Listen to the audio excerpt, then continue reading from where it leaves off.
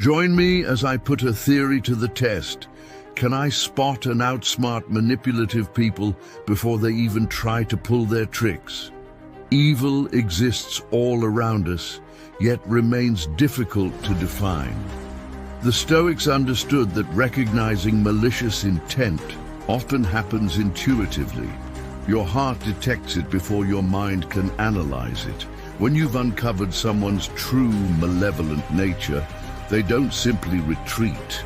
Instead, they employ specific tactics to maintain control, manipulate your perception, and protect their facade.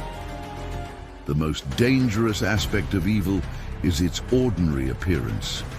Malicious individuals don't announce their intentions or wear warning signs. They exist in our safe spaces, our workplaces, religious communities, and even our closest circles. When they realize their cover is blown, they deploy predictable strategies that Stoic wisdom can help us identify and counter. They craft a new narrative. When evil people realize you've seen through their facade, their first response is not to acknowledge the truth, but to rewrite history. They understand the power of perception and work meticulously to rebuild their image, creating an alternative story that contradicts what you know. They'll approach you with a completely reimagined narrative, denying past behaviors or blaming circumstances and others for their actions. This sophisticated performance aims to make you doubt your judgment and memory. The story becomes increasingly intricate, designed to confuse rather than clarify. As Marcus Aurelius wisely observed, the soul becomes dyed with the color of its thoughts. Evil individuals understand that if they can influence your thoughts about them, they can control how you interpret reality. They're not changing, they're simply attempting to change your perception. Remember, a person genuinely committed to growth acknowledges their flaws rather than crafting elaborate stories to erase them. When someone suddenly presents themselves as misunderstood rather than addressing specific behaviors you've witnessed, maintain your clarity of perspective. They emit dissonant energy. Have you ever felt inexplicably uncomfortable around someone despite their outwardly normal behavior? This energetic dissonance intensifies when malicious people know you've recognized their true nature. Our bodies and minds are remarkably sensitive instruments that detect subtle disturbances in another person's authenticity. When evil individuals realize they've been exposed, their behavior becomes calculated rather than natural. This creates an energetic incongruence you can physically feel, a persistent sense that something is off. This sensation isn't merely psychological, it's your intuition registering the misalignment between their words and intentions.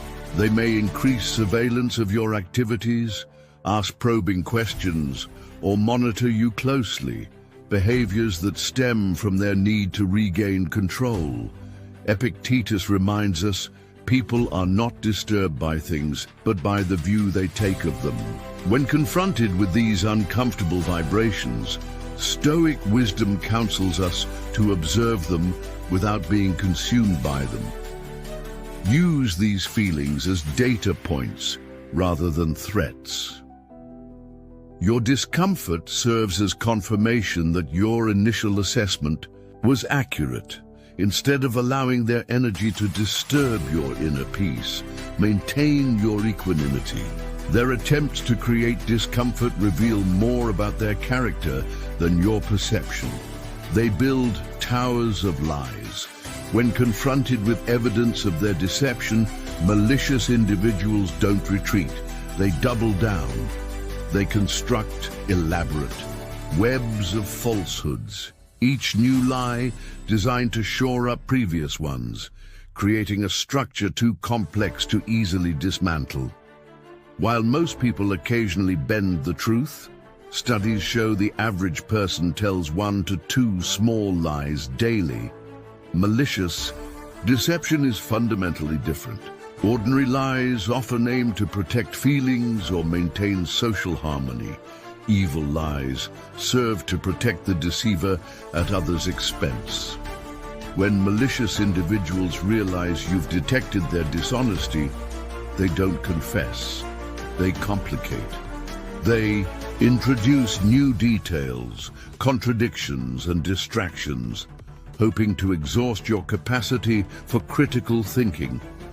This isn't mere dishonesty. It's a strategic attempt to erode your connection to reality. As their deceptions multiply, they become trapped in their own web, unable to keep track of their fabrications. This inconsistency eventually reveals the truth more clearly than direct confrontation ever could. The Stoics understood that truth requires no elaborate defense. As Epictetus observed, it is impossible for a man to learn what he thinks he already knows. When someone responds to exposure with increasingly convoluted explanations rather than simple accountability, they demonstrate not cleverness, but moral weakness. Trust your ability to recognize patterns of deception. A person who responds to being discovered with more lies rather than reflection has shown you precisely who they are. They become transactional. Once evil individuals know you've recognized their true nature, their behavior becomes nakedly opportunistic. They abandon the pretense of genuine concern and only appear when they need something specific from you. Before discovery, they masqueraded as loyal friends or allies, creating the illusion of reliability. After being exposed, they drop this charade and reveal their fundamentally transactional view of relationships. They materialize when they require your resources, skills, or validation, then vanish when you need support. Most revealing is their pattern of reappearance after you've overcome difficulties independently. They return with shallow apologies and excuses, hoping your relief will make you receptive to renewing the relationship on their terms. Should you refuse, they retreat until another opportunity for exploitation arises. The Stoics recognized that virtue manifests in consistency. As Marcus Aurelius advised, waste no more time arguing about what a good man should be. Be one. Those who appear only when advantageous demonstrate through their actions that they value utility over genuine connection. Rather than resenting this pattern, recognize it as clarifying. Their intermittent presence isn't a failure of your relationship, but a revelation of their character. Focus your energy on nurturing connections with those who remain steadfast, regardless of circumstance. They undermine your intelligence. A particularly insidious tactic evil people employ when exposed is making you question your intellectual and emotional competence. They subtly and systematically attempt to erode your self-confidence, particularly regarding your capacity to perceive reality accurately. When you express concerns or observations about their behavior, they respond not with reflection, but with statements designed to make you doubt yourself. You're overanalyzing. You're too sensitive. Anyone else would understand what I meant. These dismissals aren't casual. They're calculated to make you feel intellectually and emotionally deficient. This strategy serves multiple purposes. First, it deflects attention from their behavior by focusing on your supposed deficiencies. Second, it weakens your resolve to trust your perceptions.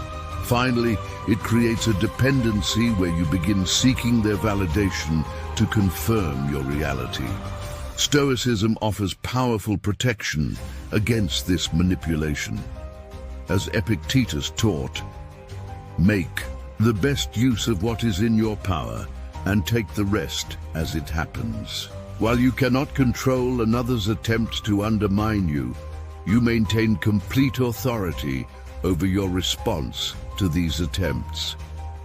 When someone consistently responds to legitimate concerns by questioning your intelligence or emotional stability, recognize this as confirmation of your initial assessment, not evidence against it. A person of good character addresses specific concerns rather than attacking your capacity to raise them. They feign ignorance. When confronted with evidence of their harmful actions, evil individuals often adopt an air of complete bewilderment. I had no idea you felt that way. Why didn't you say something sooner? I never intended to hurt you. These responses aren't genuine confusion, but strategic deflections. This pretense of ignorance serves several purposes. It positions them as innocent of malicious intent, shifts responsibility to you for not communicating clearly enough, and subtly suggests you're overreacting to behavior they claim was benign. The pattern becomes particularly evident when you've previously expressed your concerns directly, perhaps multiple times. Their continued confusion isn't a failure of comprehension, but a refusal of accountability.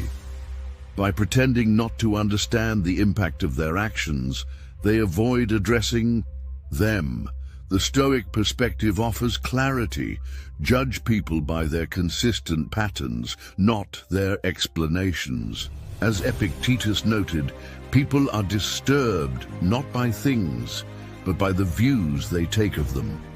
When someone repeatedly claims ignorance of the effects of their behavior despite clear communication, they reveal their commitment to avoiding responsibility. Rather than exhausting yourself with increasingly detailed explanations, they'll continue to misunderstand. Recognize this pattern as confirmation of your insight. Their apparent confusion isn't a communication problem, it's a character revelation. 7. They escalate manipulation. When all other tactics fail, evil individuals intensify their manipulation efforts. Having abandoned subtlety, they deploy more aggressive strategies to regain control and protect their interests. This escalation often takes the form of emotional exploitation. They identify your vulnerabilities, your desire for approval, fear of conflict, or specific insecurities, and target them precisely. They may alternate between kindness and cruelty, creating an unpredictable emotional environment that keeps you perpetually off balance. They work to isolate you from others who might confirm your perceptions, suggesting those people don't understand the special nature of your relationship. They might even present themselves as victims of your boundaries, claiming your self-protection is actually harming them. These manipulative efforts often include creating false dependencies. No one understands you like I do. You wouldn't be able to handle this without me. These statements aim to convince you that despite their flaws, you need their presence in your life. The Stoic response to such manipulation is strengthening your internal locus of control. As Epictetus taught, the greater the difficulty, the more glory in surmounting it. Each manipulative attempt becomes an opportunity to affirm your autonomy and commitment to truth. When someone responds to exposure by intensifying their manipulation rather than engaging in honest reflection, they confirm the accuracy of your initial assessment. Their escalation isn't a sign of your misunderstanding, but of their desperation to maintain control. Conclusion. Recognizing these 7 responses in someone doesn't mean they're irredeemably evil. It means they're currently operating from a place of insecurity, control, and manipulation. The Stoic approach isn't to demonize them, but to see them clearly and protect your well-being with wisdom. As Marcus Aurelius counseled, the best revenge is to not be like your enemy. Rather than matching manipulation with manipulation, maintain your integrity. Set clear boundaries, trust your perceptions, and remember that your value never depends on another's assessment. The Stoics understood that we cannot control others' actions, only our responses. When faced with these tactics, focus not on changing the other person, but on preserving your inner tranquility and commitment to truth. In doing so, you transform encounters with malevolence into opportunities for strengthening your character and wisdom. The most powerful position isn't convincing others of what you see, but remaining steadfast in your commitment to reality regardless of others' attempts to distort it.